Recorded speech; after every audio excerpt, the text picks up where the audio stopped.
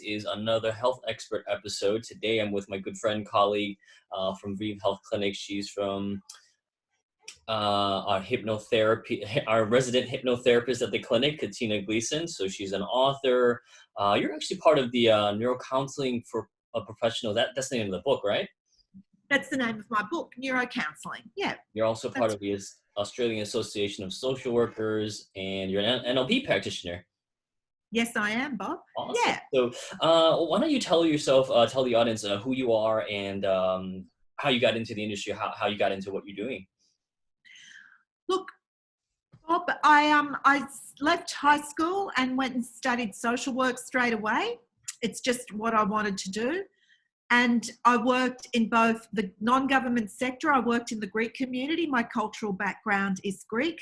So I worked in the Greek community for, I think, about 3 or 4 years. Then got a job with, I'm showing my age now, with Social Security. And I worked in a number of Social Security offices. And it's interesting, while I was there was this woman that I really liked and admired. She was a social worker.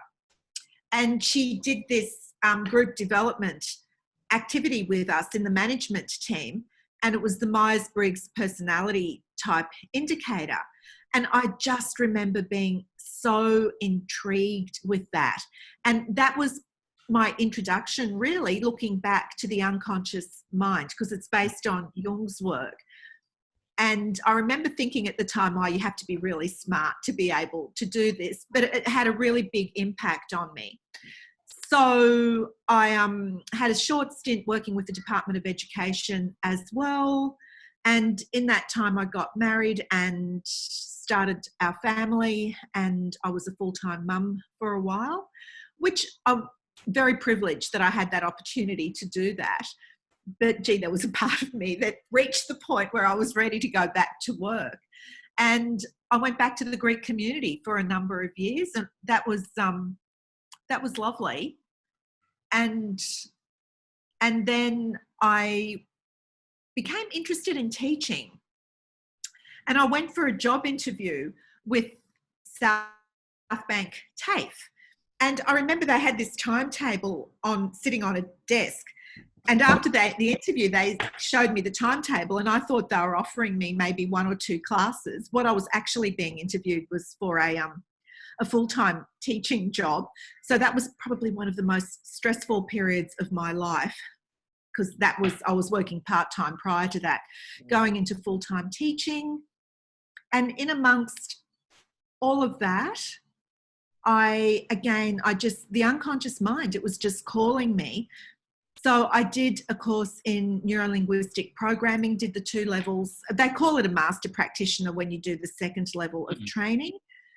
And there was this little component about hypnosis. And I just thought, wow, I want more of this. I did go on to do the Myers-Briggs type indicator training, and there was just still more about the unconscious mind that I wanted. So I did my training in hypnotherapy. And what's recently happened in the last couple of years, I've started to deliver some training at the school that I trained with, teaching hypnotherapy. So, and I'm continuing to teach. I just teach counselling now at TAFE, and I've got my hypnotherapy clinic, and I like that mix. I think everything that I do makes me better at everything else that I do. It's this lovely learning spiral. It's lovely.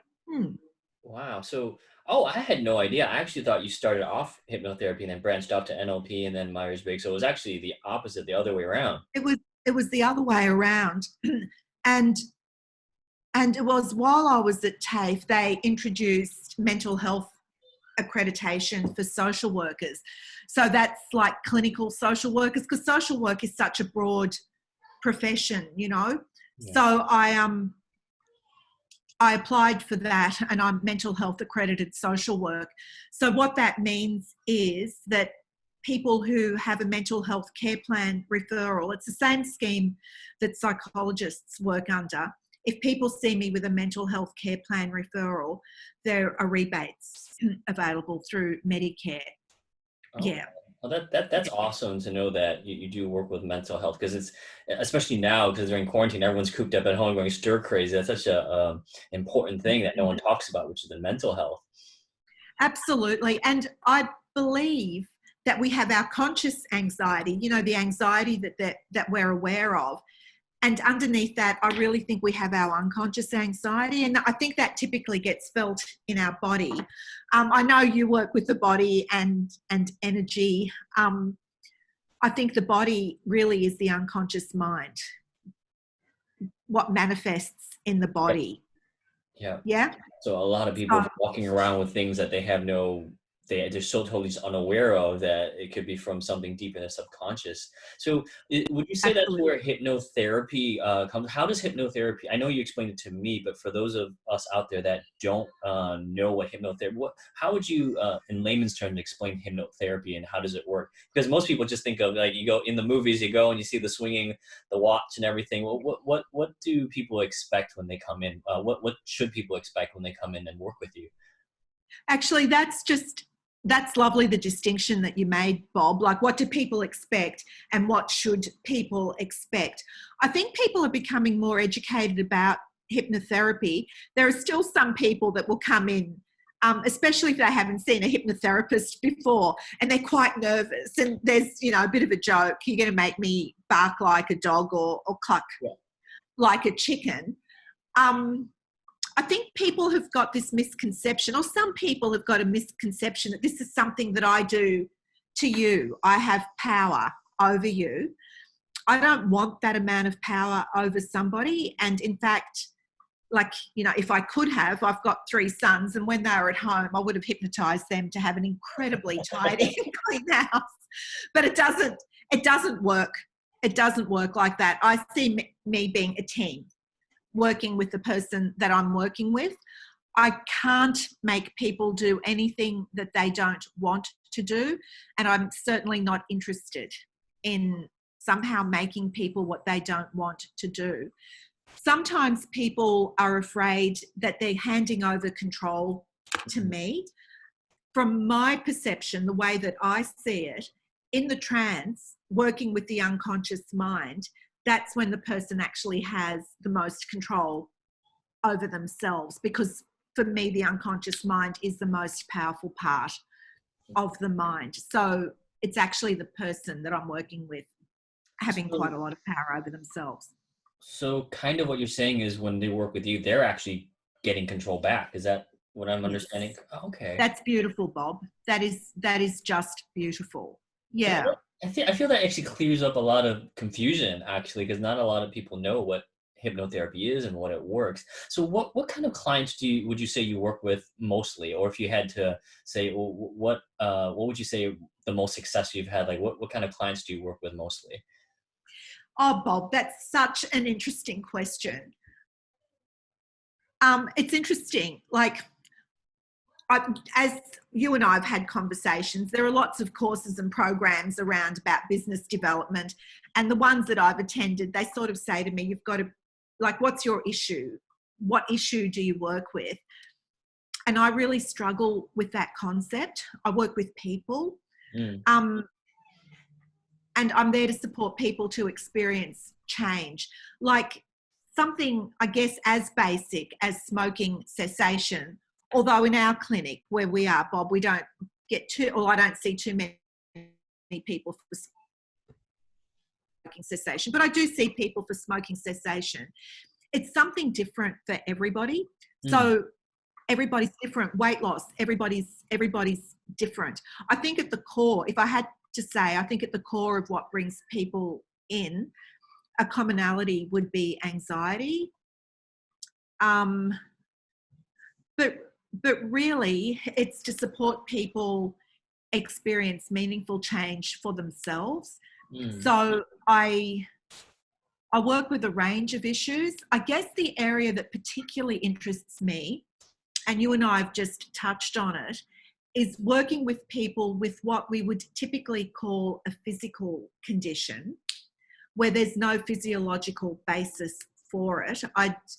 Like whether it's headaches, irritable bowel syndrome, a pain, something that could be described as a physical condition, and where there isn't any physiological reason for that, hypnosis can provide people with relief. Pain management, if I didn't say that before. Yeah, because like to separate the mind from the body, I think the only way we can really do that is linguistically, that we have a word for mind and we have a word for body, but really I think we're a mind body. So hypnosis can be really powerful with that, with a lot of habits. I do quite a lot of work with young children as well. Right. And so it could be problems with enuresis, bedwetting, pooing, a lot of anxiety just now too with children. Yeah. I noticed on your website you wrote nail biting as well and phobia. Yeah. Yeah. It's just interesting. Some hypnotherapists, and we all work our own way. I'm not here to tell people how to work. Some people say if you're coming for weight loss, like you'll come for 6 sessions. If you're coming for smoking cessation, you'll come for 3 sessions.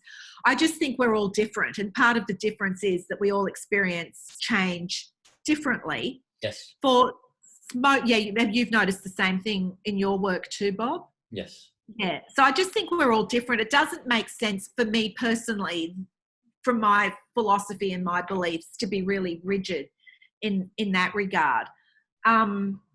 However, with smoking cessation and with phobias, I have seen 1 session be enough. Yeah. Oh, wow. Yeah. And what about fear of public speaking? That's one that Yeah. and Yeah, I've worked with quite a number of people with fear of public speaking. So it works with those habits and our emotional responses to situations. One of the big names in modern hypnosis, probably the biggest name, is Milton Erickson. And there's a whole branch of hypnosis that's called Ericksonian hypnosis.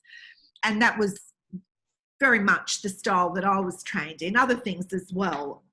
And he used to say, we all know more than we know we know. And that's the part of somebody that I work with, that more than we know we know. And, you know, it's interesting, a lot of people, when they make inquiries and they call me about coming in to see me, they'll often say, I want to know why I do this, you know, whatever the problem is. It's almost as though if they have an understanding of why, well, then that will be enough to support the change. And I guess that's very much a Freudian idea in terms of, you know, what's important in experiencing change. Erickson said, and it's certainly my practice experience, that insight follows change far more than change following insight. But, you know, my approach to working with people is to support change. I'm not really after the whys. If we get the whys, that's interesting.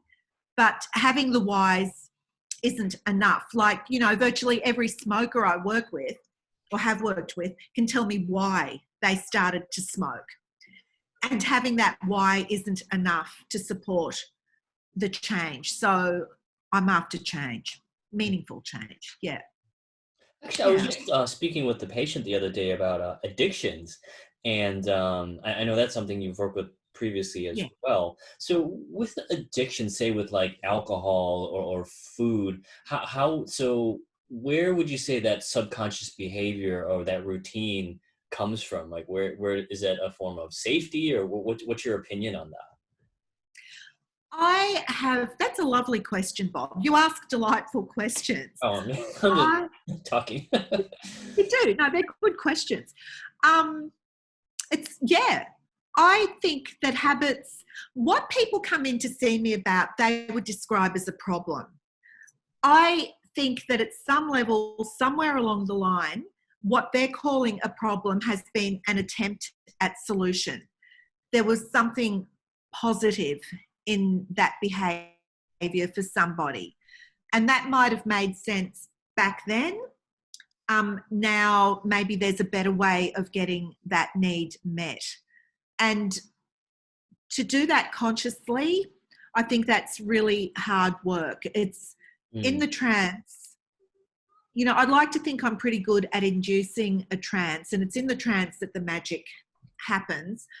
I really believe that the person themselves has the solution within them, and my job is to facilitate the trance and to give the person themselves, their unconscious mind, that space to come up with the solution, which might be a new way of getting that need met that's a lot more positive. So where problematic drinking, over drinking used to serve the purpose of whatever it was, some time out, some relaxation, a reward, whatever that was for the person. In the trance, perhaps that person comes up with their own realizations about more effective ways now of getting that need met. Okay, so it's more about addressing something that you may not need. So they started at the time, but then they may not need that in their life anymore. Yeah. And you're just helping them remove that. And a lot of a lot of these patterns could have formed in childhood. And back then that was the best that person could do, maybe as a 5-year-old, a 6-year-old, and it's become habitual. And if we look at neuroscience, one of the sayings of neuroscience is the neurons that fire together wire together. We develop neural pathways. So once we've got a neural pathway for something, that becomes a habit. So we can change it. Yeah, neurons that fire together, wire together. I've never heard of that, but so you're very active as well. So not only do you teach and practice in clinic, you've got a book out, but you also do neuroscience, neuro counseling workshops as well and seminars? Yeah. Last year I did quite a bit of travel, presenting to predominantly hypnotherapy conferences and workshops. There was one counselling workshop that I presented to. So my book is really, I think it's aimed at everybody. My target audience, the way I wrote it, is to support people who in their lives become accidental counsellors. So that might be, so I've targeted at people who work in as wellness professionals. So naturopaths, dietitians, acupuncturists, people who within their work are speaking with people who talk about their problems. So it's a combination of my counselling, teaching and my clinical practice. So some key points about using counselling skills, as well as I've just got a real fascination with neuroscience. So I've incorporated the neuroscience with the counselling to help people feel more confident in the way they communicate with people. I think, look, as I say, I think the book's relevant for everybody. I'd really like to get into the hairdressing industry as well, those spaces where people have those conversations with people and might be uncertain about how to respond when people are expressing their pain. Yeah, I mean, I just had a thought while you were talking about that, because basically it could be for anyone, because you can be your own counselor. You can, everyone, your spouse, your children, your brother, your sister, your friend. You're always talking to somebody when you're together, and that seems like it could be potentially a wonderful tool to help yourself, even help others as well. Thanks, Bob. And I noticed with my counselling teaching, because I'm with students for 2 years while they do that program, and people really develop their communication skills. Like I'll say to them, I'm not here to teach you how to communicate with your friends. I mean, take on board what you want to for that. It's more counselling, working with clients that you might be working with in the future. But, people take those skills on that they've learned and they use them in their personal relationships, and they'll often report how the way they communicate with their partner or their children has really changed and been enhanced. Yeah, it's lovely. That's awesome. So, communication, it's a learnt skill, I'm constantly learning. Yeah, it's a learnt skill. Yeah. Never stop learning. It never ends. Yeah, it's the day I shut shop when I say I know it all. Never. So Katina, for those people out there that want to learn more about you and what you do, where can they find you on the internet? what's the best place to find you? Yep, my website. So if I've got, Bob, I'm trying to be IT clever. I've got 3 websites that all go to the one website. That's called something. Uh-huh. You can either find me on Focus Hypnotherapy or Katina Gleeson. My book's for sale there. I've got a link for booking in to see me at the clinic. Currently, I'm only doing appointments online. So, and I'm finding that that's working really, really well. Brilliant. Really well. So, yep, that's where I can be found. I'm happy for people to email me, call me. I'd like to think that I'm responsive.